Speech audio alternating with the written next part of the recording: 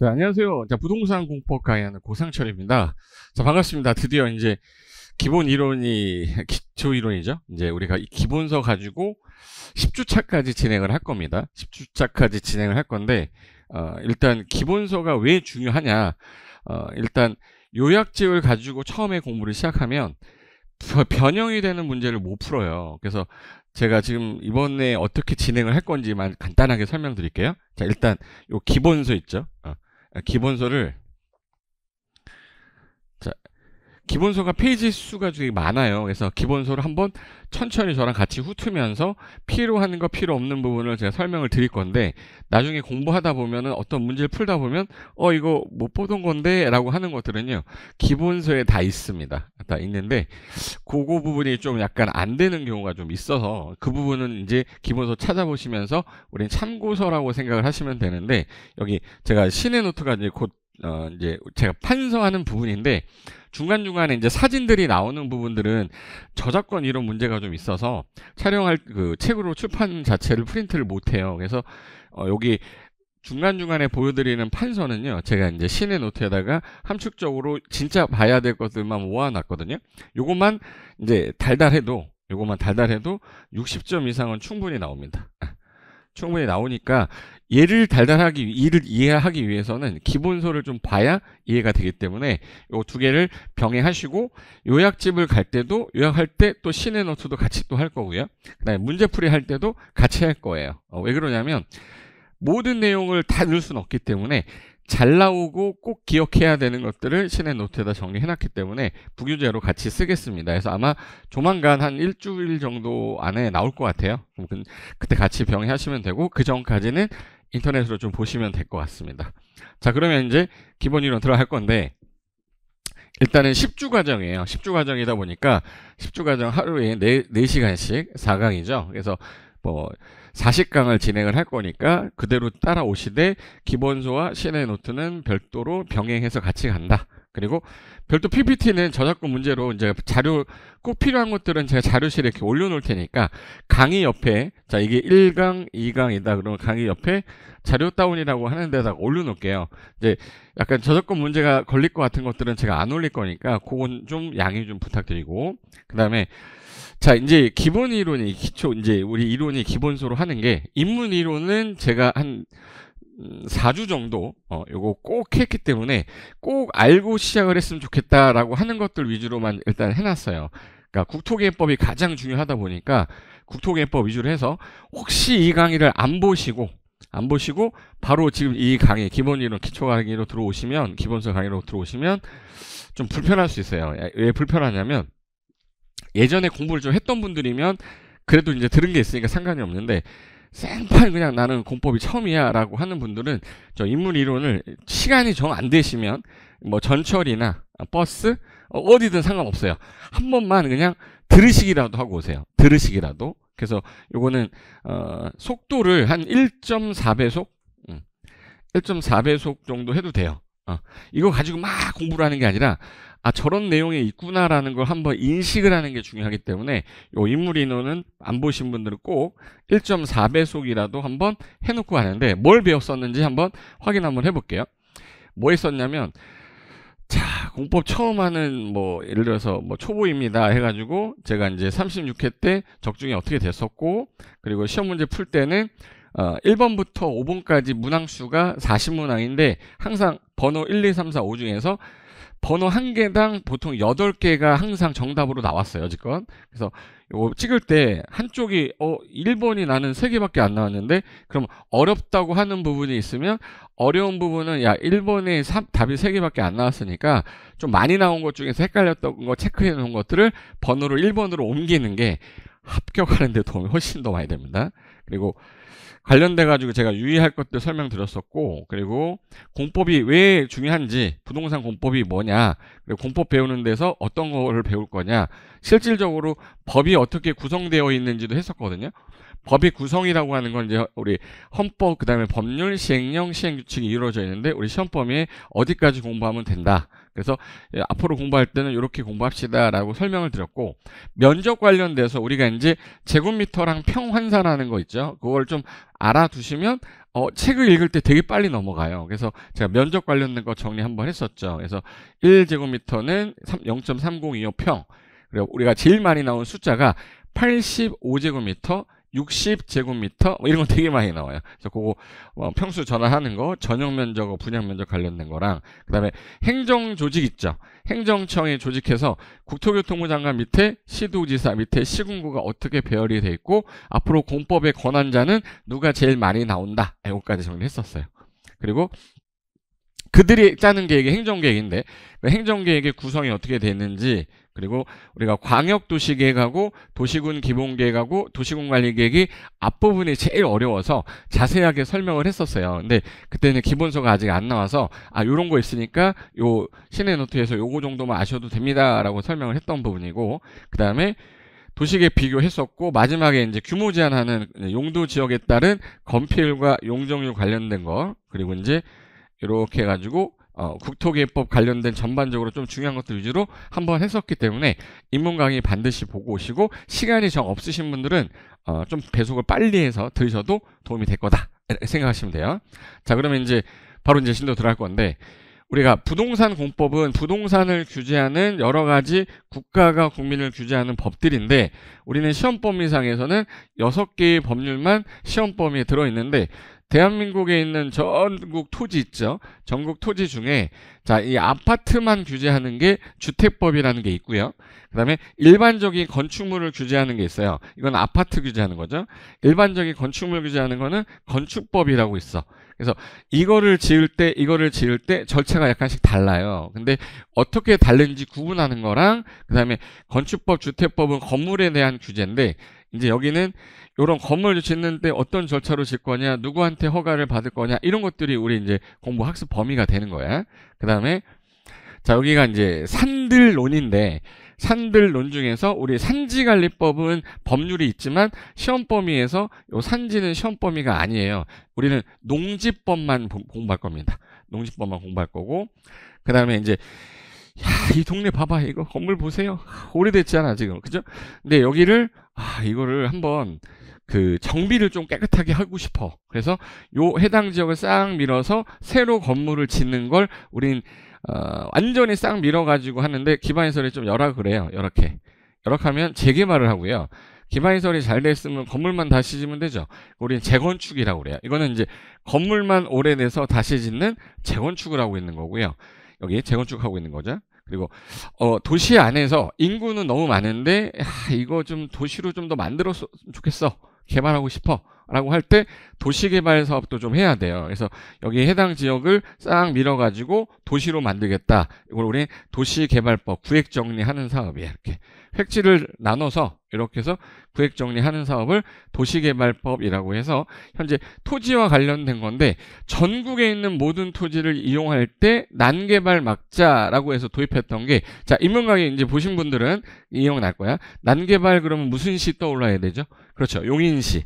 용인시 난개발의 원인은 뭐였냐면 그냥 개발 엄청 했어. 그냥 아파트 막 짓고 성형값 아파트 짓고 막 이랬더니 그 다음에 어떤 문제가 좀 생겼냐. 이렇게 사람들이 입주하고 나니까 학교가 부족하고 도로가 부족해서 난잡하게 개발이 됐다 해서 난개발이라고 말씀드렸거든요.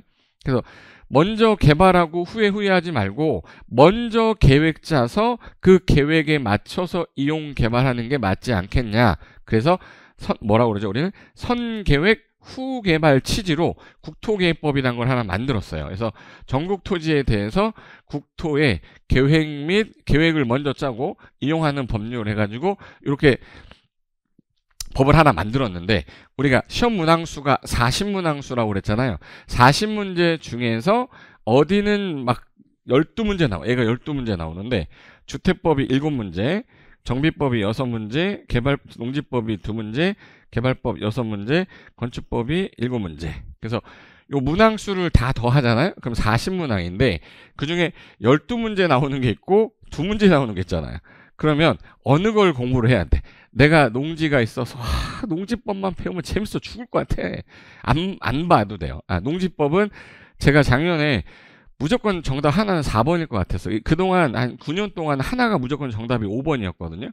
근데 작년에는 좀 느낌이 이상해서 제가 이제 영빨이라는 게 좀 봤잖아. 선생이다 보니까. 근데 4번, 뱀이 보여가지고 제가 4번 찍읍시다. 어차피 공부를 하나, 안 하나, 공부한 사람도 2개 다 틀리고요. 안 한 사람도 2개 다 틀려. 네, 농지법이 중개사법보다 양이 많아요. 중개사법보다 양이 많은데, 더 많은데 거기서 2문제 나와. 그럴 시간에 그러면 중개사법을 더 열심히 해서 걔를 점수를 올려야죠. 네, 그렇게 하셔야 되는데, 그래서 농지법은 2문제 나오기 때문에 올해는 제가 느낌이 올해는 5번으로 다시 돌아올 것 같아서 둘 중에 하나는 5번이 나올 것 같은데, 한 5월달 정도 되면 제가 결정을 할 거예요. 자, 5번으로 갈지 3번으로 갈지 1번으로 갈지는. 그래서 모르겠으면 5번 찍고, 지금 현재는 농지법은 5번으로 제가 지금 생각하고 있거든요. 근데 알겠다 그러면 그거 찍어요.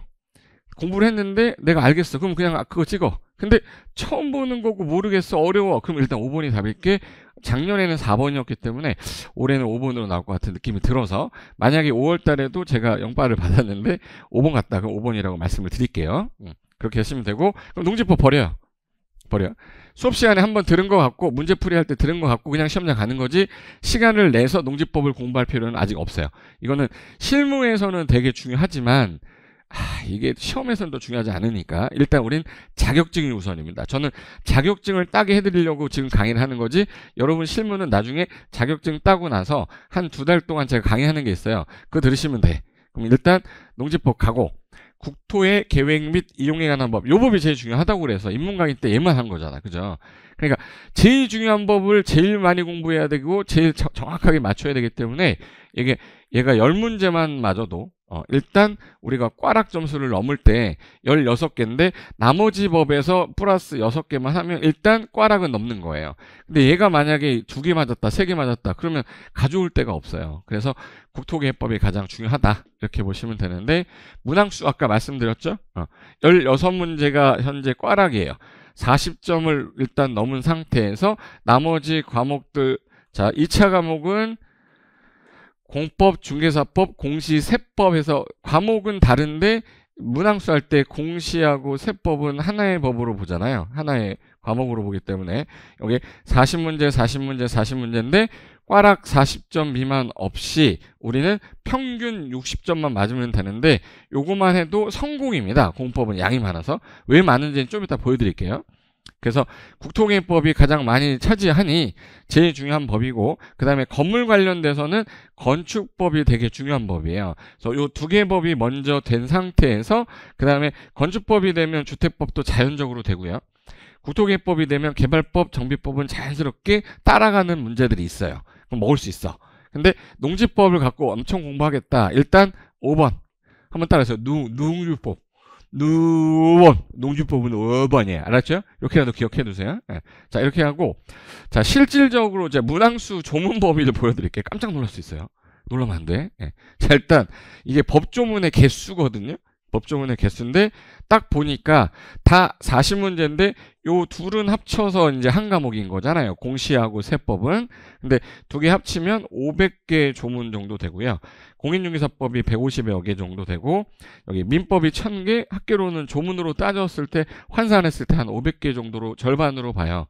근데 공법은 3000개입니다.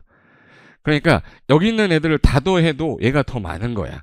나머지 법률 양보다. 그러니까 양이 많으니까 일단 어려운 거지, 내용이 조금 어려운 것도 있긴 있어요. 그런데 양이 저렇게 많구나. 그럼 이제 내가 어떻게 공부를 해서 합리적으로 내가 가성비 좋게 합격할 거냐는 선생님이 강의하는데, 제가 여러분이 이 강의 이제 시작을 했잖아요. 스타트하고 나서 마지막 강의까지 제가 진행할 때 따라오셨는데 공법이 꽈락이 나왔다. 그럼 저를 찾아오세요. 제가 수강료는 공법만큼은 다 환불해 드리겠습니다. 뭐 여러분이 뭐 100만 원 냈으면 공법이 차지하는 그 비용만큼 제가 다 드릴게. 다른 과목을 제가 드릴 수는 없잖아. 근데 저는 자신 있고 한 번도 환불해 본 적이 없어요. 왜? 끝까지 온 적이 없는 사람들은 당연히 안 나오는 거고, 끝까지 쭉 따라오면 무조건 점수 80점, 70점도 나옵니다. 걱정하지 마시고 저 믿고, 고상철 믿고 따라오시면 되고요. 그래서 일단 5과목 나머지를 다 더해도 공법하고 양이 거의 유사하다. 그래서 전략적으로 학습을 하되 시험 범위상에서 시행규칙은 잘 안 나오기 때문에 버릴 겁니다. 버리고요. 우리는 그 시행 규칙을 버리면 요게 이만큼이 날아갈 거예요. 날아가면 요 정도 범위 내에서 중요한 거 위주로 저는 이제 강의를 진행할 거다. 자, 앞으로 이렇게 진행하겠습니다. 자, 이제 요거는 개략적으로 여러분이 이제 인문 강의 할 때 다 보셨겠지만 저는 공법만 얘기하려고 그러는 거야. 여러분이 이제 1차, 2차를 같이 보시면 1차를 오전에 1교시로 보고 2차는 1교시, 2교시 나눠지는데 2차 1교시에 중개사법 1번부터 40번까지 푸신 다음에 41번부터 80번까지를 쭉 해서 풀 거예요. 그래서 부동산 공법은 2차에서 이렇게 나오는데 나머지 과목에서 일단 꽈락 없이 평균 60점만 맞으면 합격을 할 수 있다. 그래서 35회 1차 시험 합격했던 분이 있었어. 근데 올해 2차만 보시는 분들은 요 36회에는 요것만 보시면 되는데 만약에 처음 하시는 분은 1차 보시고 그 다음에 합격하면 2차가 보는 건데 같은 날 보기 때문에 결과를 보고 아 나는 1차만 붙었구나. 아쉽게도 1차는 됐는데 2차가 안 됐다. 그럼 다음 해에 2차만 보시면 된다. 그래서 어떻게 하셔야 되냐면 학계론이 지금 현재 이렇게 50점이 나왔고 민법이 70점이 나왔어요. 그럼 평균하면 60점이 됐으니까 60점 이상이 됐죠. 합격이라고 표현하는 거야. 근데 와 개론 90점 나왔는데 민법이 35점이야. 너는 자격이 없다. 야 소양 지식이 야 어떻게 꽈락을 맞니? 뭐 이런 식으로 생각하는 거예요. 그래서 평균은 얘보다 더 크지만 이런 상관이 없어. 얘가 꽈락이 나왔기 때문에 불합격이 되는 거예요. 그 다음에 2차 과목 3과목 중에서 얘는 80, 중개사법이 80, 공법 50, 공시세법 50. 그럼 꽈락이 없이 평균 딱 60이니까 합격 이렇게 표현하는 거야. 근데 야 중개사법 100점에 야 공시세법 90점이야. 공법이 두 문제를 더 틀렸네 꽈락에서. 그럼 이제 평균은 75점이지만 불합격 되는 거다. 요거 정도는 알고 공부를 시작하시는 게 맞다. 그래서 부동산 공법은 꽈락이 많이 나오는 과목이다 보니까 요 35점 이상 넘어서 일단 40점에서 60점 사이만 맞아도 일단 성공이다라고 생각하시는 게 맞아. 공법이 어려운 건요. 여러분이 접할 때 너무 어렵게 접근해서 그래요. 어렵지 않게 제가 설명 잘 드릴 테니까 따라오시면 되고 최근의 유형들에 대해서 한번 31회부터 얼마 전에 봤던 35회까지 유형을 보시면 자 이게 시험지거든요. 박스 형태 문제가 13문제가 31회 때 나왔는데 틀려라 하는 문제가 10개 정도. 이거는 1년 이상 학습해도 절대 못 푸는 이걸 킬러 문제라고 그래요. 킬러, 죽여버리는 문제. 손을 못 대는 문제. 그게 10개 나왔고 32회 때는 8개 나왔어요. 박스형 문제는 10개가 나왔고 자 33회 보니까 14개가 나왔네. 틀려라가 14개, 박스형은 11문제. 자 34회 보니까 이것도 이제 틀려라 하는 문제가 34회는 또 9개 나왔네. 그리고 박스형 문제가 총 15문제가 나오면서 오히려 박스형 문제가 오히려 더 쉬울 때가 있어요. 제가 이따가 하나 보여드릴게요. 일단 자 최근에 봤던 문제 중에서 34회 때는요 계산 문제도 2개가 나왔었거든요. 근데 어렵지는 않았는데 틀려라 하는 문제로 하나, 맞춰라 하는 문제로 하나 나와서 하나는 맞췄습니다. 자, 그 다음에 이제 이번 35회 문제를 보시면 틀려라 하는 문제가 11개. 그 전 해에는요 9개였는데 지금 11개로 늘었죠. 왜 그러냐? 가만히 보시면 여러분 느끼실 거야. 홀수 회차 때 틀려라 하는 문제가 많이 나왔었어요. 홀수 회차 때. 그리고 박스형 문제는 11개, 이렇게 11개가 나왔는데 계산 문제는 안 나왔어요. 35회 때. 자, 여러분은 몇 회 준비하는 겁니까? 36회. 자, 36회인데 가만히 보면 짝수회 때 틀려라 하는 문제 봐볼게요. 짝수회 때 틀려라 하는 문제 보시면은 34회는 9개. 자, 그 다음에 33회는 좀 많이 나왔죠. 14개. 32회 때는 8개. 짝수회 때 그나마 좀 괜찮구나. 짝수회 때 그나마 좀 괜찮다는 얘기는 짝수회 때 시험에 조금 이제 좀 유리하다. 공법은. 그래서 여러분은 36회를 보는 거니까 뭔 수냐? 홀수예요? 짝수예요? 짝수잖아. 그러니까 짝수회가 약간 시험의 난이도가 조금 낮다. 그래서 35회보다 요번 해가 좀 더 쉬울 것 같다. 그렇다고 해서 공법이 왕창 쉽지는 않아요. 틀려라 하는 문제 수가 조금 줄어드는 거지 내용이 난이도가 완화되는 게 아니기 때문에 그래서 이렇게 분석을 하고 이제 시작하시면 돼요. 계산 문제는 안 나왔고요. 이제 만약에 나온다 그러면 36회는 한 문제 정도 나올 가능성이 있다. 이렇게 보시면 돼요. 자, 여기 그동안 이제 박스형 형태 문제가 자꾸 늘어나고 있잖아요. 늘어나는데 오히려 더 쉬운 게 뭐냐면 항상 문제 유형이 이런 형태야. 지금 법이 우리가 6개 법인데 무슨 법령상 내용을 써놨다. 옳은 것으로 올바르게 묶어보세요 라고 했죠. 그럼 이제 기억, 니은, 디귿 지문이 있는데 지문을 봤는데 기억은 알겠어. 니은은 처음 봐. 디귿은 처음 보는 거야. 그래도 답이 될 때가 있고요. 기억은 알겠고 니은도 알겠는데 디귿을 처음 봐. 그럼 답이 나올 때가 있어. 어떻게 되냐면 보세요. 자, 기존 유형을 보시면 자, 기억 요거는 맞는 지문인 거야. 맞는 지문이구나. 그래서 옳은 것으로 바르게 묶으라고 했으니까 기억이 안 들어간 건 지워야죠. 기억이 안 들어간 거 일단 들어간 거는 1번하고 4번 두 개가 들어갔고 5번이 들어갔죠. 근데 니은을 봤더니 얘는 처음 보는 거야. 그럼 일단 넘겨야 돼요. 그러면 디귿을 봤더니 이거 X야. 틀린 거야. 그럼 디귿 들어간 걸 지워야죠. 디귿 들어간 거 지워야지. 디귿 들어간 거 지워야죠. 지우면 남는 게 뭐예요? 1번이네. 답이 그래서 1번이구나 하지. 여기서 이 처음 보는 지문이 나왔다고 여기서 고민하면 안 되는 거예요. 일단 정답은 1번이 확실하니까 왜? 기억은 맞고 디귿은 틀렸으니 기억은 있어야 되고 디귿은 지워야 돼. 그러니까 정답은 1번이잖아요. 그래서 니은을 몰라도 맞추는 형태가 맞다 보니까 시험에서 내가 다 알아야 푸는 건 아니구나. 그것도 하나 공부해 두시면 좋을 것 같아요. 그래서 답이 보이는 유형 이런 문제가 있었다. 그래서 일단 2번하고 3번은 절대 답이 아닐 거고. 자, 그러면 이제 최근에 시험 본 분들 이야기를 좀 제가 갖다 놓은 거는 뭐냐면 여러분이 저를 처음 봤잖아요. 처음 공부하신 분도 계시고 기존에 공부를 해서 지금 N수생이 된 거죠. 다시 공부하는 이제 재시험을 보시는 분들도 있는데 자꾸 너 화면에 뜨는데도 누구야 이렇게 얘기하면은 제가 뭐 설명을 드릴 수가 없어서 강의 전에 다른 분들이 어떻게 얘기하는지를 잠깐만 말씀을 드릴게요. 제가 운영하는 밴드인데요. 네이버에 가면은 고상철이라고 치면 한 47,000명 되는 밴드가 하나 있어요. 그 밴드 가시면 여기 제가 하루 한 문제를 올리거나 꼭 외워야 될 것들 좀 익혀보자 라고 해서 올려놓은 것들 제가 공부시키고 인증 확인하고 이렇게 하는 거 하고 있거든요. 근데 여기 이분들이 하는 분 말 좀 보세요. 교수님 매일 눈팅만 하다가 처음 댓글 답니다. 좀 확대해볼까? 확대를 좀 해보자.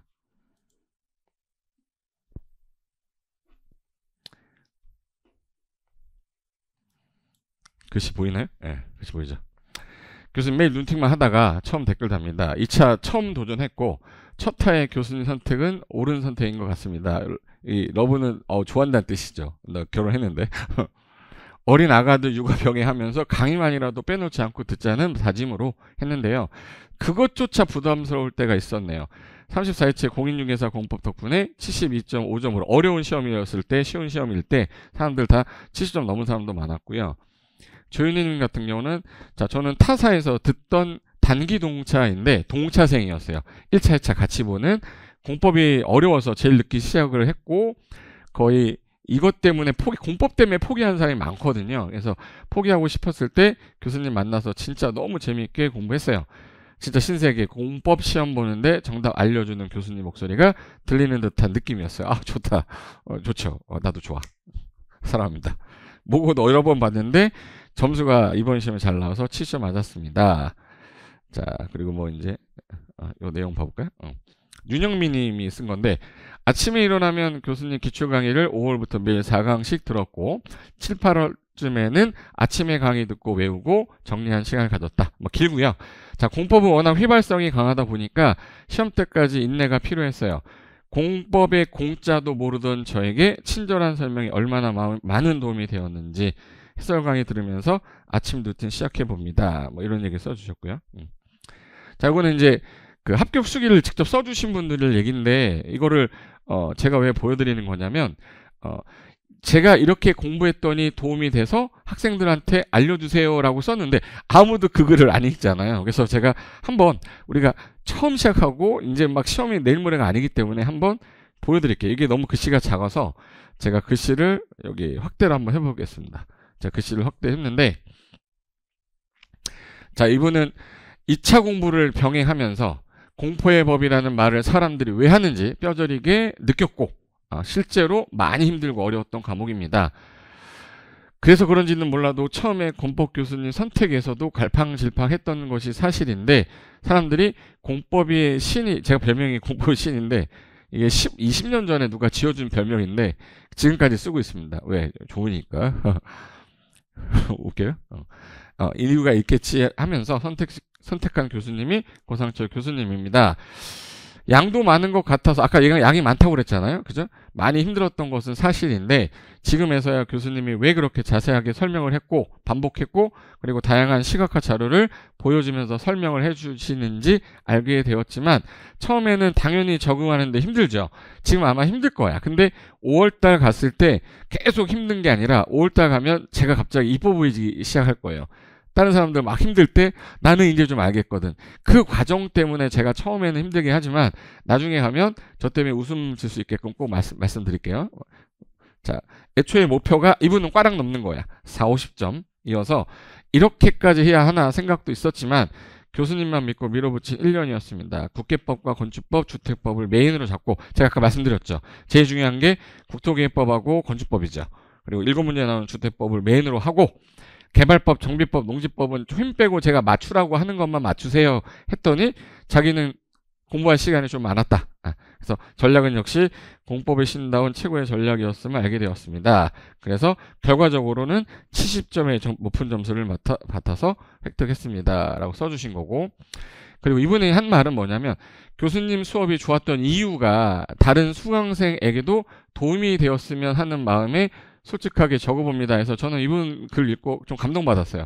선물을 보내주고 싶은데 뭐 연락을 달 수가 없으니까. 그래서 그분이 만약에 이 글을 보신다면 연락 좀 주십시오.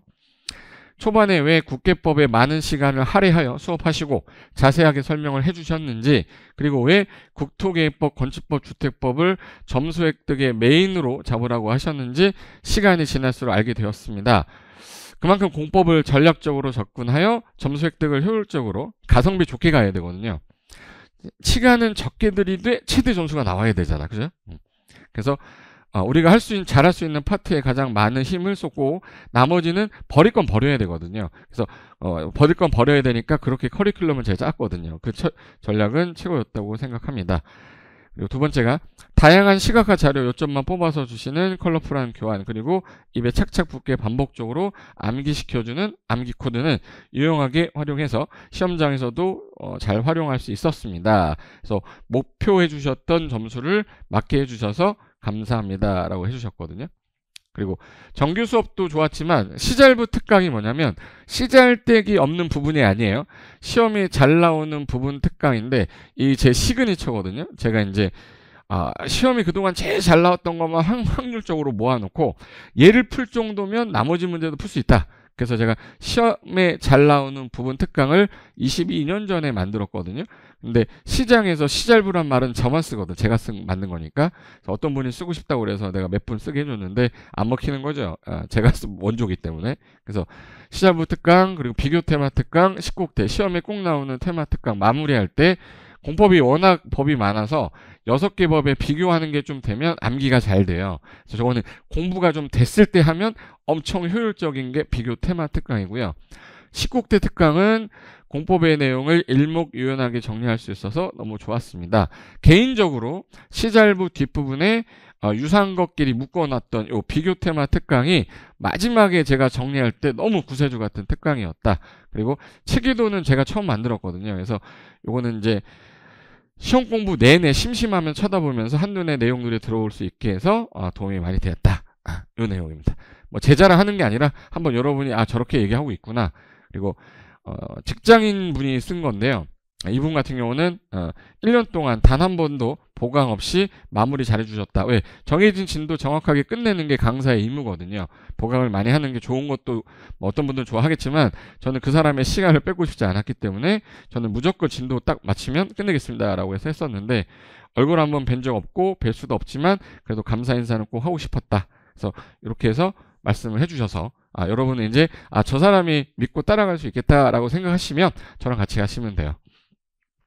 자, 제가 25년 동안 이 강의를 하면서 제일 중요하다고 생각하는 게, 자, 우리가 공부를 한다, 학습을 한다 라는 말을 쓸 때 학습의 학자가 우리가 무슨 학자죠? 이거 많이 봤던 거죠.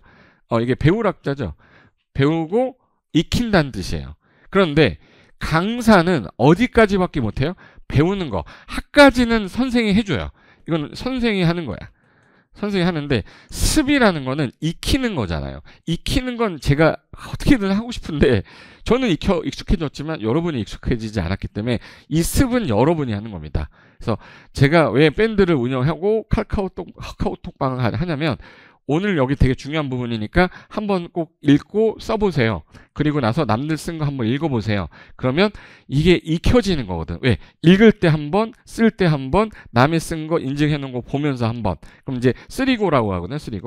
쓰리고가 되려면 그래서 이걸 제가 매일매일 줘야 되는데 제가 인터넷 사이트에다가 이 해커 사이트에다 올릴 수가 없잖아요. 그래서 뭐 밴드가 좋아서 하는 게 아니라 밴드는 도구로 하는 거예요. 그러니까 여러분이 싫으시면 안 해도 상관은 없어요. 저는 학까지만 하면 끝나는 선생이지만 자격증을 따기 위해서 공법은 이 습이라는 게 너무 필요하더라고요. 익히는 건 내가 하는 거야. 그래서 어떻게 진행을 해왔는지를 보여드릴 테니까 만약에 내가 시간적 여유가 된다면 이렇게 하셔도 되고요. 안 되면 어쩔 수 없는 거예요. 그래서 네이버 밴드 들어가서 고상철 치면 여기 공법의 신이라고 해서 제가 한 4만 7천 명 있는 사이트가 있을 거예요. 그래서 여기를 클릭해서 들어오시면 요거야. 검색하면 이거 나올 겁니다. 그래서 고상철 치면 여기 이제 제가 매일매일 여기다 문제를 올릴 거예요. 그래서 중요 공지하는 것들도 여기 있으니까 참고해서 보시면 되고 자, 어떤 형태로 나오냐?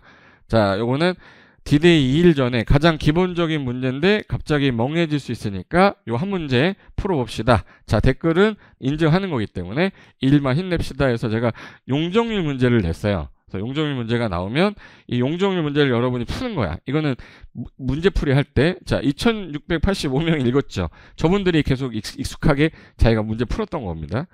그래서 요 문제 풀어보고 4번이다라고 딱 누르면 이제 제출하면 돼요. 그럼 남들은 어떤 거를 저기 제출하기 눌러요. 누르면 자 1번, 4번을 누른 응답자가 80%인데 나는 3번을 찍었어. 그럼 나는 그러면 132명이 틀렸는데 나랑 똑같은 생각한 사람이 132명. 근데 맞춘 사람이 1120명이라는 뜻이에요. 이해되셨어요?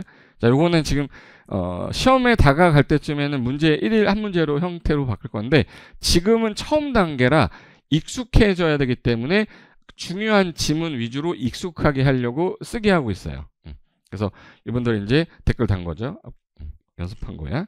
자, 그래서 매일매일 한 문제씩 하나씩 익히면 되는데 이거는 2024년 12월 5일 날 올린 건데 중요 핵심 지문 익히기 해서 요게 이제 좀 잘 나오는 지문들이니까 한번 읽으세요. 읽고 난 다음에 써보세요. 쓴 다음에 고공스 톡방에 가셔서 인증해 주시고 남들이 인증했는데 이 사람들도 열심히 하고 있구나 해서 자극도 좀 받고 그래서 열심히 한 사람들은 사진들 보시면 다르죠. 그래서 자기 노트에다가 이게 해놓고 남들이 쓴 거 한번 다시 눌러서 보면서 읽히는 거야. 그래서 읽고 쓰고 제출한 다음에 다시 남들 거 읽고 이렇게 하면 익숙해질 것 같습니다. 그래서 이제부터 자 이제 진도 본격적으로 들어갈게요. 자, 1시간을 막 오리엔테이션 하는 건 아까워서 바로 진도 들어갈 겁니다.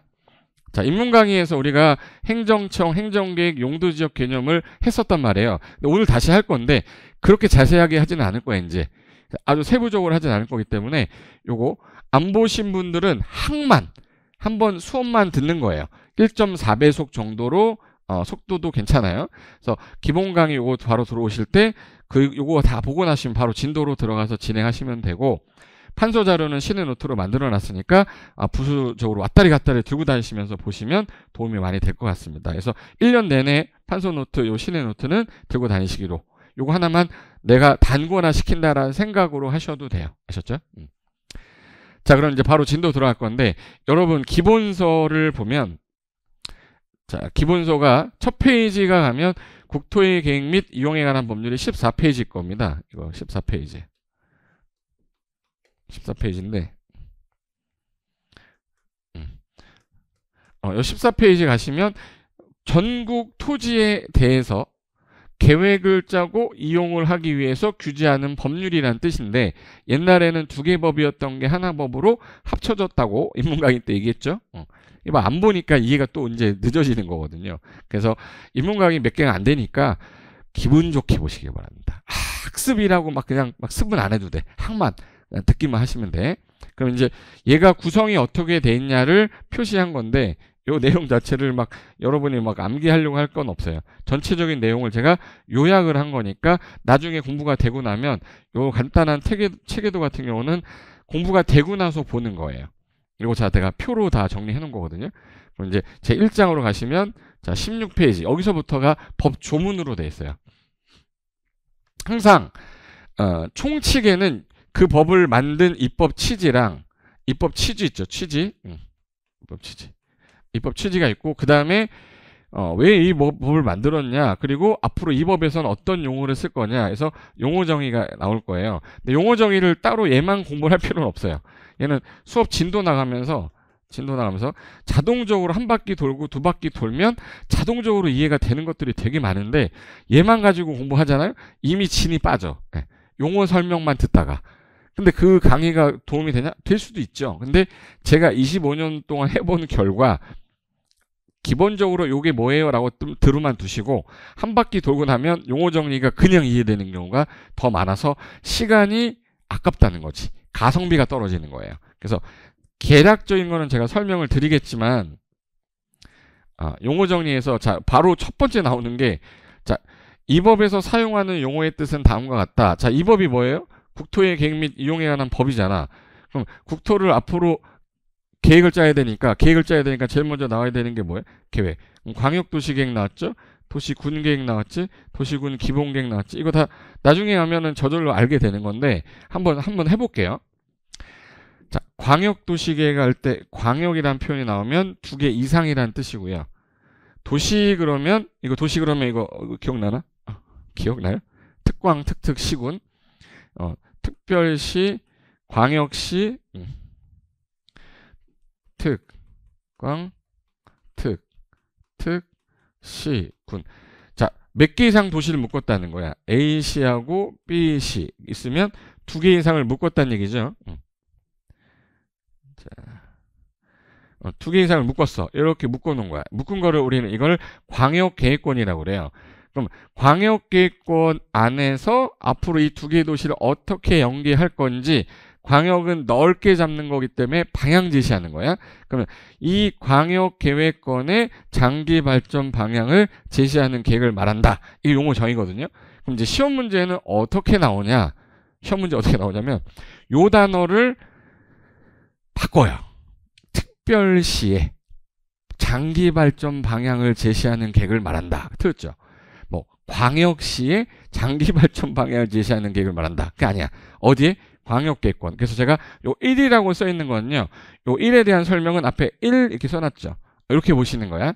그럼 반드시 광역계획권 안에서라는 표현이 있어야 광역도시계획을 수립하는 거지 얘가 없으면 수립을 못하는 거예요. 그래서 이렇게 표현하는 거구나 라고만 보시면 되고 그 다음에 이거 하나 볼까요? 여기 도시군계획 그러면 우리나라 도시군계획은 2개로 나눠져요.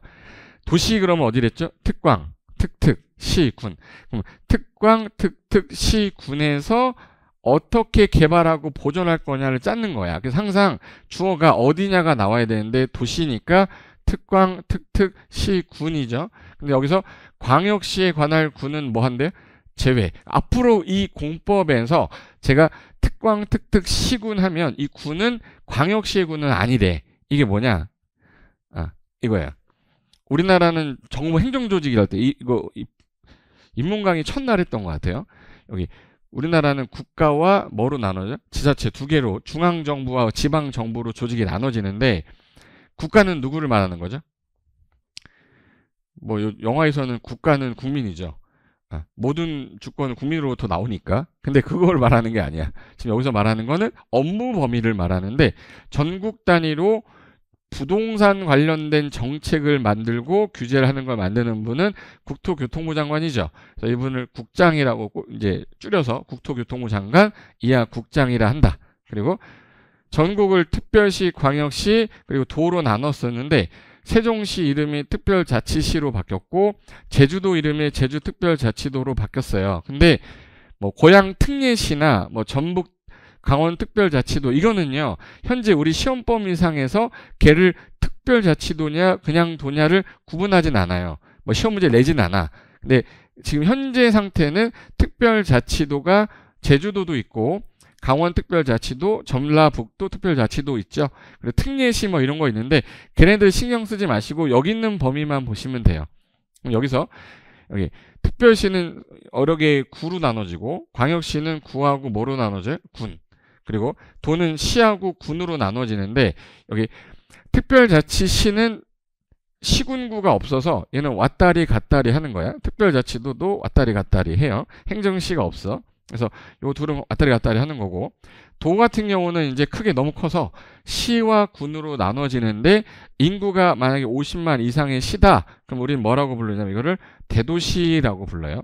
그래서 여기는 2개 이상의 기초자치단체를 건드려서 얘네들은 광역자치단체장이라고 하는데 줄여서 여기 끝날 때 특별시, 광역시, 특별자치시, 시. 그리고 도지사 줄여서 뭐라고 그래? 시도지사 이렇게 표현하는 거고. 근데 여기는 시장, 군수, 자치구의 구청장들이잖아요. 줄여서 시군 구청장 하는데 여기서의 시장은 요 시장을 말하는 거고요.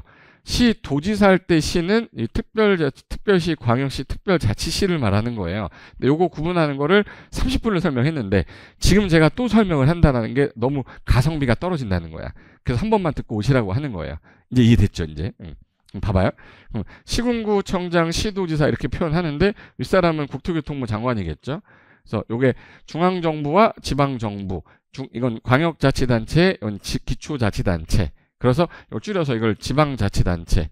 지방에서 스스로 뽑은 사람들이고 얘는 국토교통부 장관은 대통령이 임명하는 사람이죠. 이렇게 돼 있는데 그중에 도시 그러면 어디까지 도시로 볼 거냐? 그래서 도시가 이렇게 해서 원래는 경기도나 강원도 워낙 땅덩이가 커서 얘를 도시로 보긴 너무 해서 시하고 군을 도시라고 하는 거예요. 그래서 특광, 특특시, 군을 뭐라고 해요? 도시인데 여기도 군이 있고 여기도 군이 있잖아. 근데 여기서 말하는 도시는 도에 있는 군을 말하는 거지 광역시의 군을 말하는 게 아니야. 인천광역시의 뭐 옹진군 뭐 있죠. 강화군 그 군을 말하는 게 아니에요. 그래서 여기 광역시 군을 포함한다, 제외한다. 광역시 군은 제외한다 해가지고 여기 보세요. 그럼 여기 보세요. 제가 도시 그러면 어디랬어요? 특별시, 광역시, 특별자치시, 특별자치도, 시, 군인데 여기 군에서 광역시의 관할구역에 있는 군은 뭐 해야지? 제외. 이걸 옛날에 포함이라고 냈어요. 저걸 시험에 내냐고 낸다고. 안 내면 내 얘기를 안 하죠. 그럼 저희가 대상인데 저기서 방향 잡는 계획이 있고 그리고 집행하는 계획이 있을 거 아니에요. 방향 잡는 계획은 기본적인 방향 제시한다 해서 도시군 기본 계획이 있고 요거하고 요거의 지침에 맞춰서 직접적 관리 들어가는 관리 계획이 있다. 그래서 도시관리 계획 2개로 구분하는 거죠. 그러면 결론은 도시군 계획은 도시군 기본 계획과 도시군 관리 계획으로 구분한다. 요게 핵심인 거예요. 그래서 요 2번 요 표시는 요 표시를 말하는 거다. 이제 책 보는 방법 아셨죠? 이렇게 보시면 됩니다. 제가 이 책 쓰는데 얼마나 고생했어요. 20년을 다져오는 책이라서 여러분이 아마 자격증을 따고 나서도 얘는 버리시면 안 돼. 기본서는 갖고 계시고 중간중간에 실무를 하거나 뭐 재테크를 한다거나 할 때 참고로 뭐 봐야 될 거 아니에요. 법은 계속 개정이 되니까 뭐 법제처 사이트 가서 보셔도 되지만 내 눈에 익숙했던 거를 버리시긴 아깝잖아. 그럼 이제 기본 계획은 뭐고 관리 계획은 뭐냐? 기본 계획은 기본적인 방향 제시하는 거니까 특광, 특특, 시군이 도시잖아. 도시에서 특광, 특특, 시군에서 그 관할구역에 대해서 근데 요거에다가 최근에 개정되면서 뭐가 들어갔냐? 이 생활권이란 게 들어갔어요. 이 생활권이 뭐냐면 이제 어떤 권역이야. 서울 같은 경우는 워낙 땅덩이가 또 크고 인구도 많아서 여기는 중심권, 여기는 동북권, 여기 동남권, 서남권, 서부권에서 생활 권역을 나눴어요. 전체 시 계획도 짜야 되지만 요 권역별로 계획도 짜가지고 기본 계획에다 넣으면 좋을 거 아니야. 그래서 관할구역도 대상이고 생활권도 대상인데 여기에 기본적인 계획을 방향을 제시하는 종합계획으로 요게 나오면 도시공관리계획한테 이렇게 하세요, 이렇게 하세요 지침 주는 거예요. 요 지침이 되는 계획을 말한다. 이게 이제 기본 계획이고, 그러면 구체적으로 지침을 받으면 집행해야 될 거 아니에요? 그럼 이건 우리랑 관련성이 깊어서 요 34회 때도 나왔죠. 요 숫자가 제 34회, 제 22회는 그 회차, 시험에 나왔던 회차를 말씀드리는 거야. 그럼 여기서 도시군 관리계획 내용이 뭐야? 그러면 여기도 도시가 대상이니까 도시가 대상이죠. 그럼 요 도시인데 특광 특특시군에서 앞으로 이루어지는 개발, 정비, 보전, 토지 이렇게 이용해 교통, 환경, 경관, 안전, 이거 산업, 정보통신, 보건, 복지, 안보, 문화에 관련된 다음 계획을 말한다 해서 요게 이제 용도 지역, 용도 지구 지정하는 거, 개발 제한 구역 같은 거 지정하는 거, 기반시설 설치 정비 개량하는 거, 도시개발 사업이나 정비 사업 하는 거, 지구 단위 계획 구역 지정해서 계획 짜는 거. 원래는 요 5가지밖에 없었다가 입지 규제 최소 구역이라는 게 재작년에 신설이 됐다가 이게 없어지면서 새로 나타난 애가 있어요. 도시 혁신 구역하고 도시 혁신구역 요놈하고 그 다음 페이지에 가면 복합 용도구역하고 그다음에 도시군 계획시설 입체 복합구역에서 도복입이라고 그래요. 도복이 있고 새로 나타났다. 도복입이라고 그래요. 그래서 요 3가지가 다시 신설이 작년에 2월 달에 된 거야. 그래서 24년도 2월 달에 신설이 돼서 요게 이제 시험 문제 바로 나왔어요. 되게 간단한 문제로 나왔기 때문에 어렵진 않았고, 그래서 이걸 줄여가지고 용계기도지라고 그래요. 줄여서 뭐라고요? 용계기도지. 그래서 용한테 개기면 돌아버리지 입 돌아갔네 그랬었는데 이제 입지 규제가 없어졌잖아. 그래서 용한테 개기면 돌아버리지 하고 열받아서 도복 입고 나타났다 해서 도복입 이렇게 하는 거야. 이거는 외우려고 하는 게 아니라 이런 내용들을 갖고 있는 게 도시군 관리 계획이라 다음 중 도시군 관리 계획의 내용이 아닌 것 찾으세요. 그러면 여기 있는 지문 4개 쓴 다음에 딴 거 하나 집어넣는 유형의 문제가 나와요. 근데 여기서 도시개발 사업이라는 게 있고 정비 사업이라는 게 있고 요 기반 시설이 결정이 되고 나면 도시군 계획 시설이라고 그래요.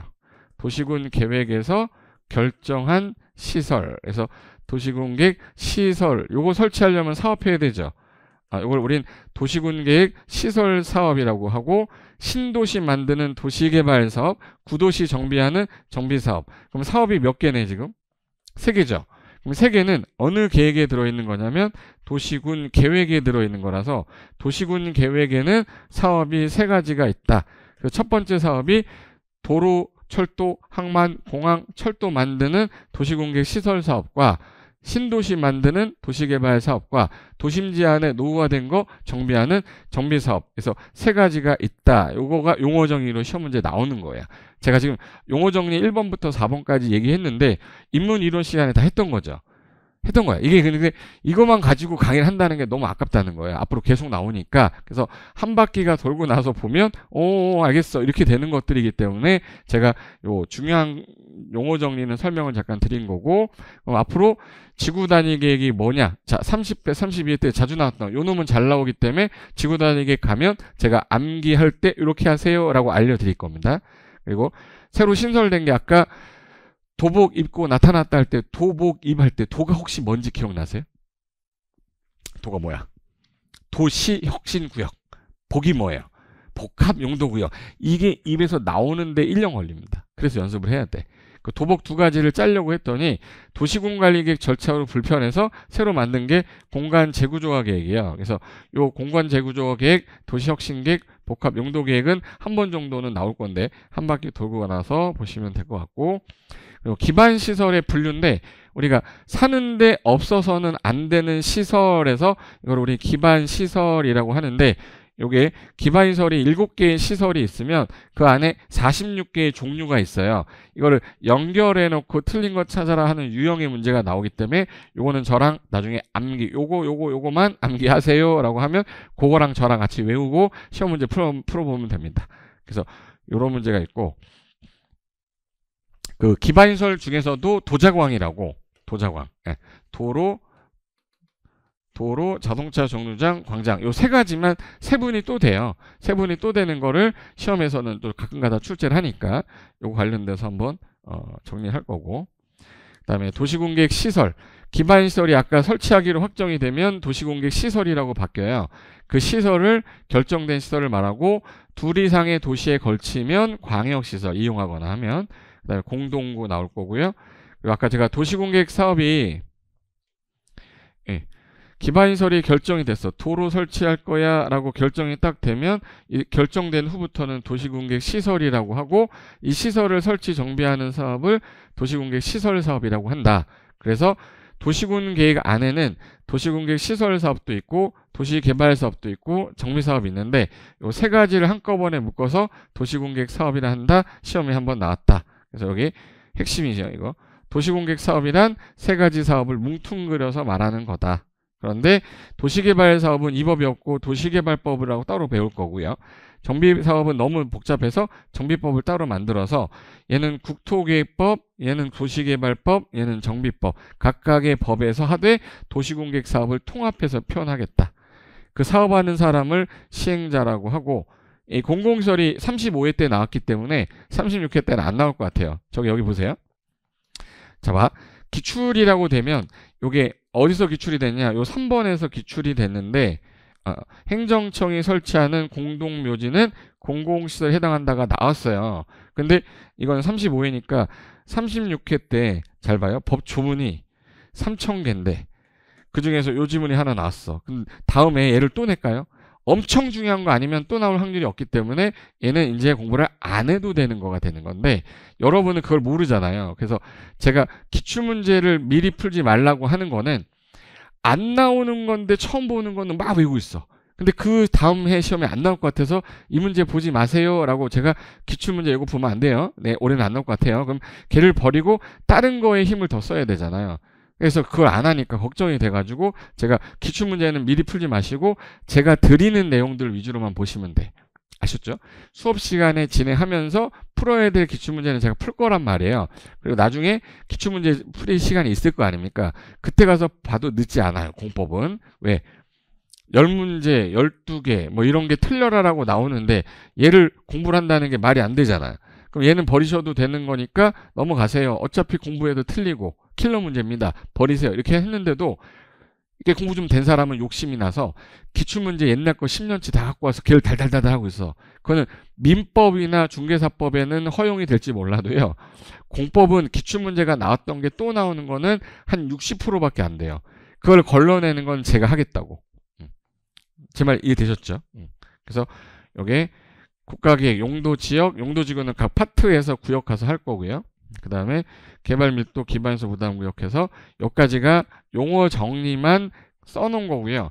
도시의 지속가능성 평가 요거는 한 바퀴 돌고 난 다음에 풀면은 이해가 되는 거라 이 부분은 안 보셔도 된다. 현재 됐어요. 그리고 여기까지가 이제 앞에 총칙 파트가 되는 거고, 이제부터는 뭐로 바뀌냐? 자, 이제 시험에 다이렉트로 41번부터 시작하잖아요. 그 41번부터 나오는 파트가 여기예요. 그러니까 실질적으로 2장부터가 시험범위고 용어 정리는 막 문제 나오다가 지문으로 들어오는 거라서 그건 나중에 한 바퀴 다 돌고 나서 자동적으로 되니까 얘로 바로 들어가겠다. 그러면 이제부터 요 2장부터는 실질적으로 기본 이론 과정이 되는 거야. 기본 이론 과정 들어갔는데 제일 먼저 국토계획법은 뭐부터 시작해요? 계획 먼저 짜고 개발하는 거잖아. 그래서 광역도시계획이 먼저 나오는 거야. 광역도시계획은 아까 말씀드렸죠. 어느 도시, 몇 개 이상 도시, 2개 이상 도시. 요걸 묶는 걸 아까 뭐라 불렀죠? 광역계획권. 광역계획권에 방향 제시하는 계획이죠. 그럼 얘는 비구속적 계획으로 어떤 성격을 갖고 있냐? 그래서 비구속적 계획하고 구속적 계획의 성격 구분하는 거 인문계 강의 때 자세하게 한 이유가 얘가 나오기 시작하기 때문에. 행정계획이 먼저 나오기 때문에 여기서부터는 잠깐만 쉬었다가 10분만 쉬었다가 바로 이어서 할 테니까 여러분도 요 강의 때 끝나고 나면 좀 쉬어야죠. 이어서 계속 4강을 볼 수는 없잖아. 이제 쉬시고 커피 한 잔 살짝 마시고 들어와서 이제 책 기본서 들어가도록 하겠습니다. 아셨죠? 자, 수고하셨고 잠깐만 쉬었다 하겠습니다.